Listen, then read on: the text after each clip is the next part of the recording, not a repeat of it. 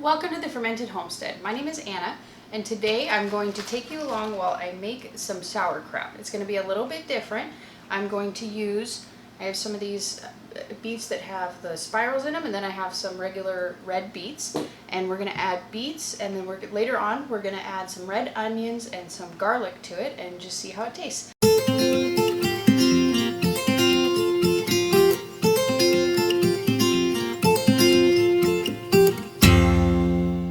All you do first is just take off the top couple of leaves and set those aside, and then when we're all done and jarred them up, we're going to cut little pieces out of it and make kind of a lid to put inside the jar and hold down all the stuff that's in there. And this cabbage I actually got from my dad's last weekend. He grew this, and this thing is a monster, 5 pounds and 13 ounces. I don't think I've ever seen a cabbage quite that big, but he grew it, so I'm gonna make use of it.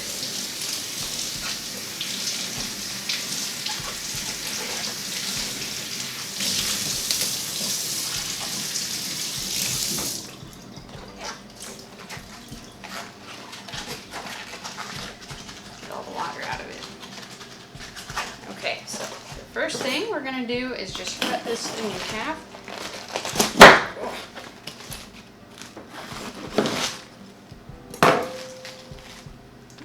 So pretty. There we go. All right, and now cutting board got all wet.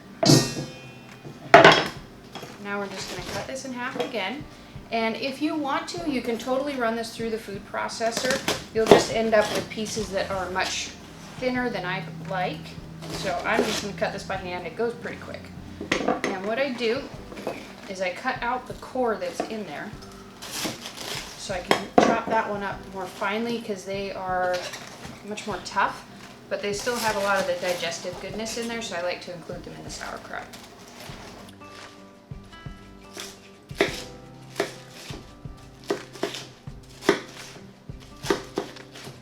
And you can see this end piece has a bunch of big, kind of thick end pieces to it, so I'm going to chop those up a bit more finely.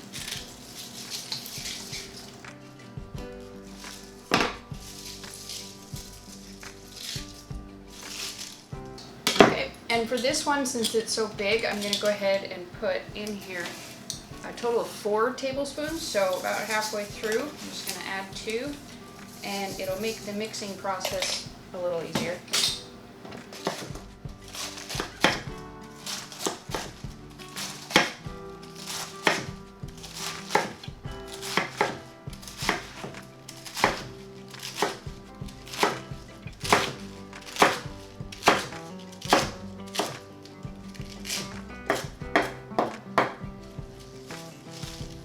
Now we're going to add the other 2 tablespoons, and these are heaping tablespoons.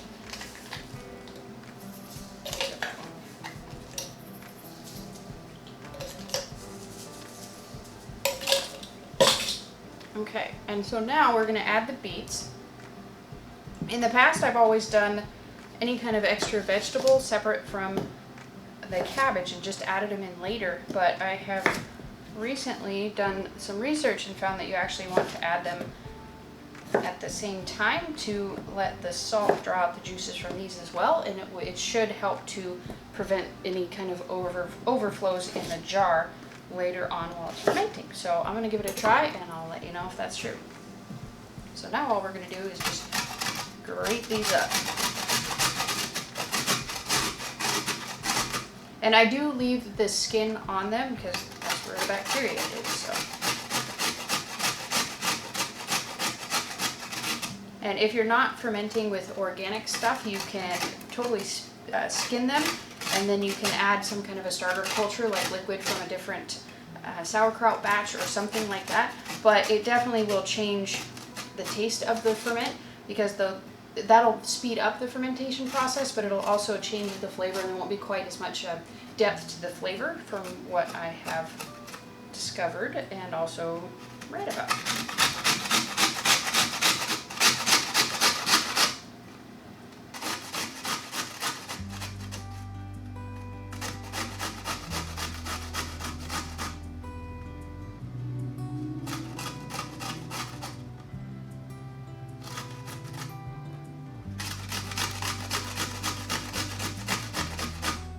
if you care about bloody looking hands, just wear gloves.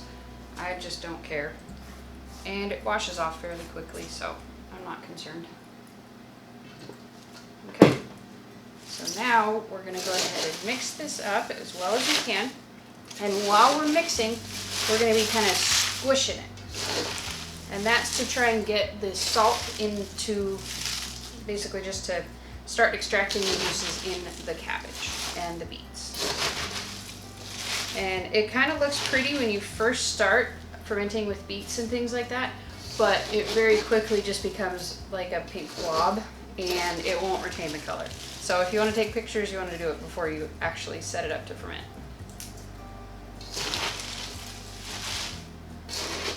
And at this point, you can totally add in any kind of garlic or any kind of red onion or anything like that.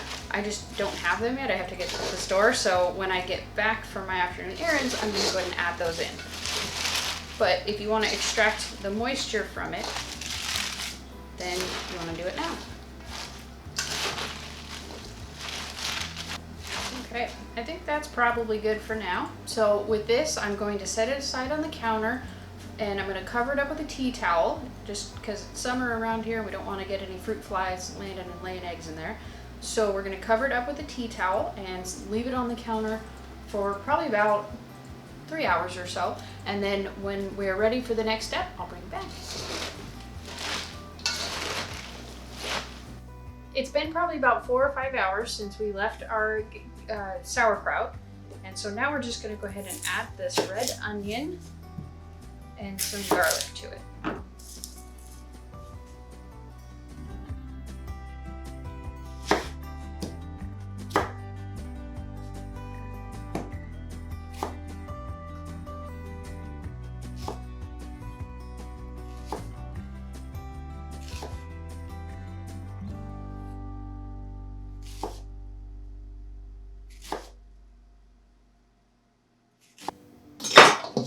Next, we're just going to go ahead and mix all this in. Ooh, that got a lot of juices out. Okay, so now we're just going to go ahead and load up the jars with the sauerkraut.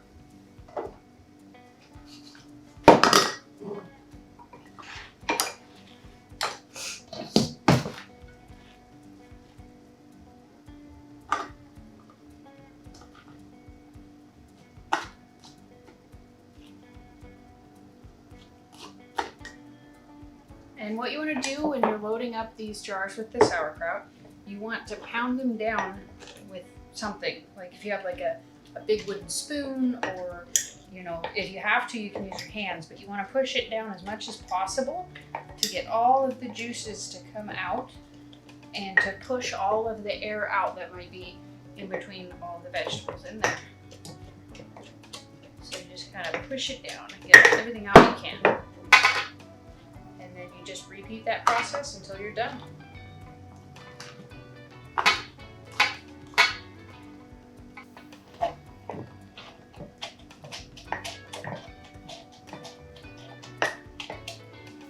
So I've got one jar done. We'll probably add a little bit more later, but I think that this is going to call for a bigger jar. Okay, so we've got our big half-gallon jar now. Just gonna do the same thing.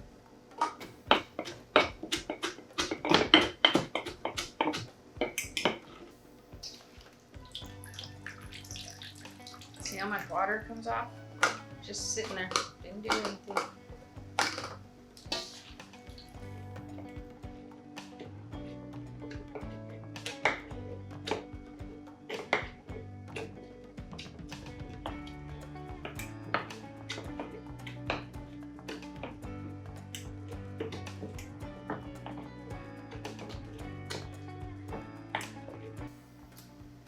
That's about all we're gonna get out of that. All right, so the next step with this is going to be cutting out the lids out of that cabbage that we set aside earlier. So all we're gonna do is we're gonna take a lid that fits onto the jar that we are going to be using, and we're gonna cut out a whole bunch of circles that are just larger than the actual jar itself.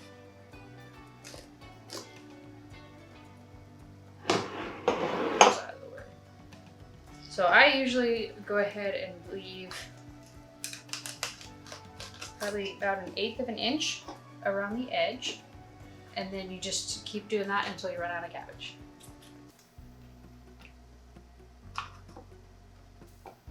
And there's no exact science to it. There's no, I mean, maybe there is, but I don't use an exact science. I just kind of wing it, and I just cut a bunch of circles.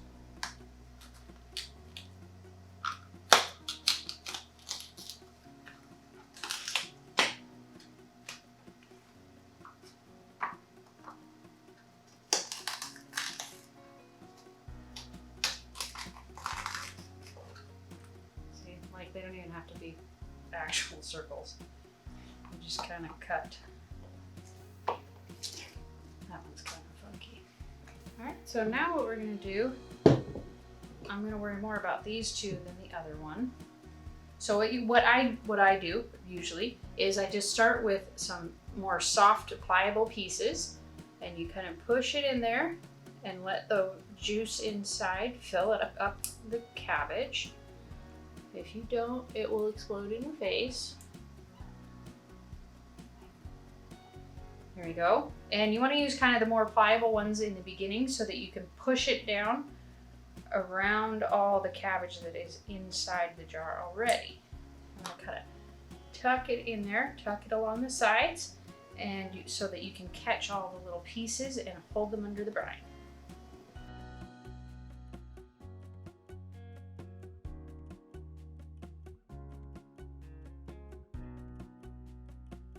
You want to put the spine in last, and that's because the spine just has a much more rigidity to it, and it will hold everything in there much more firmly.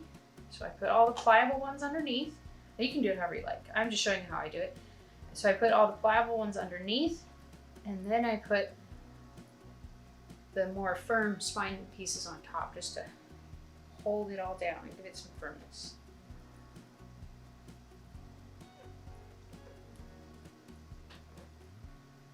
So that one is going to be definitely too full. I'm going to have to empty some of that out.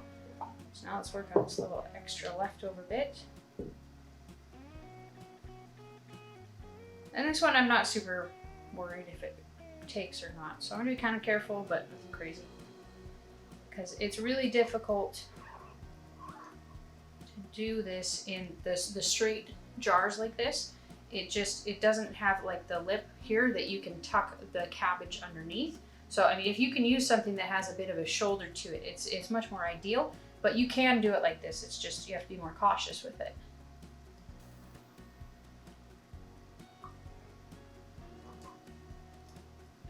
Okay, so I have these two little clear weights that I'm going to put on the bigger jars. Push it down a bit.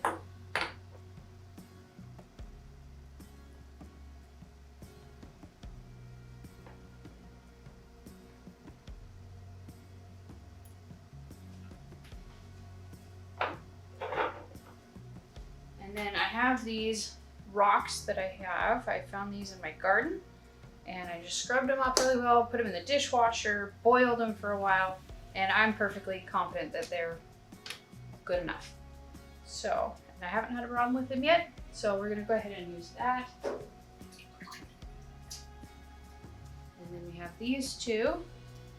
So now that we have the lid on these, all I'm gonna do with this is I'm gonna cover this up with a nice thick towel. I'm gonna set them on the corner of the counter, and then I'm just gonna check them in the beginning for any floaters that might come to the top, and if there are any, I'm gonna skim those off so they don't form any mold. And then probably about 5 days or so, I'm gonna start smelling them just to see once they get to the smell that I kinda like, the right level of sourness, then I'm gonna start tasting them. And then once they get to the level of sour that I like, then I'm gonna throw them in the fridge, and that'll slow down the fermentation process a lot. So they'll almost barely even be fermenting after that. So we're just gonna set this on the counter, and I will bring you back when we are ready for a taste test.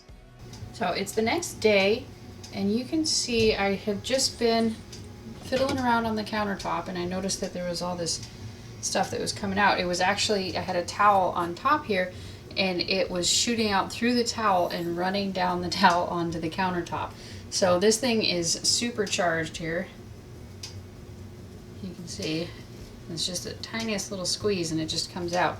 So definitely want to make sure that you keep some kind of a container underneath it and check it regularly. When the level falls inside, you want to make sure that you're replenishing any of the brine inside.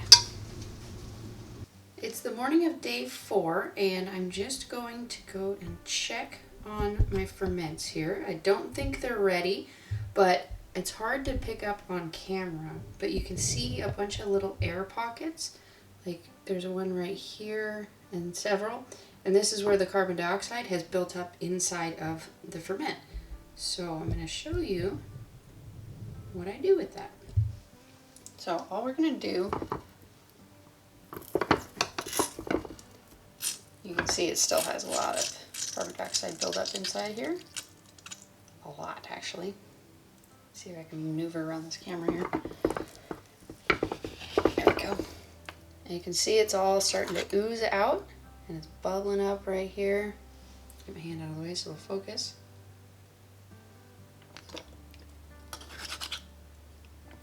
Okay, so all we're going to do is take this top off and rinse it off.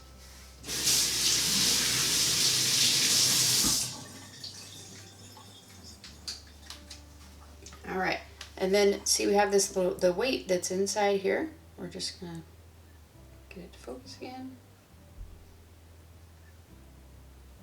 We're gonna push it down. And we're pushing it down to try and get the liquid to go inside and take up all those little air pockets inside. Push it down with all of your reasonable might.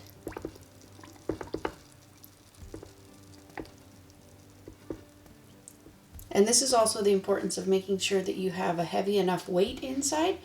If your weight is heavier, then it'll be less of this dioxide that'll build up, and it'll actually just go out the little spout. All right, I think that should be enough. And normally I would go ahead and add some of the extra brine to it, but it doesn't look like I need to do that. So I'm just going to put the lid back on this, and we're going to set it up for a few more days, and then that's when I'll actually start checking it to see if it's ready to go. So it's been about 10 days since we left this beet sauerkraut to ferment. And so now we're going to go ahead and do a taste test.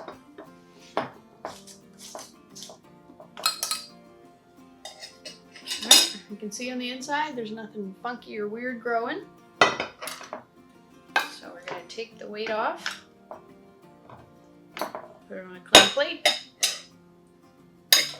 And then we're going to go ahead and take this top bit off, just kind of peel it back and get to the sauerkraut that's in there.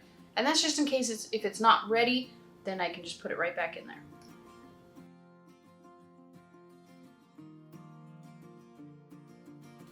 That is really tasty. It's not quite ready yet. I think probably another 2 days, and we'll go ahead and check it again, and I think it might be ready in about 2 days. All right, so we are back to do another taste test on the beet kraut.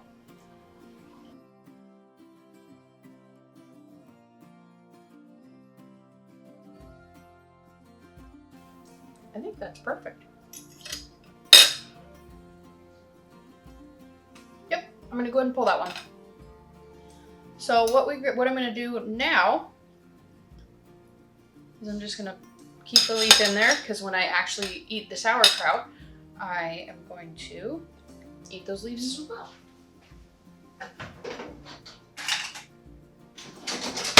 And then all I'm gonna do with these is just put either a plastic lid, or you can also use the ring with the regular little flat ring top, or the flat top, and put it on here and put it in the fridge.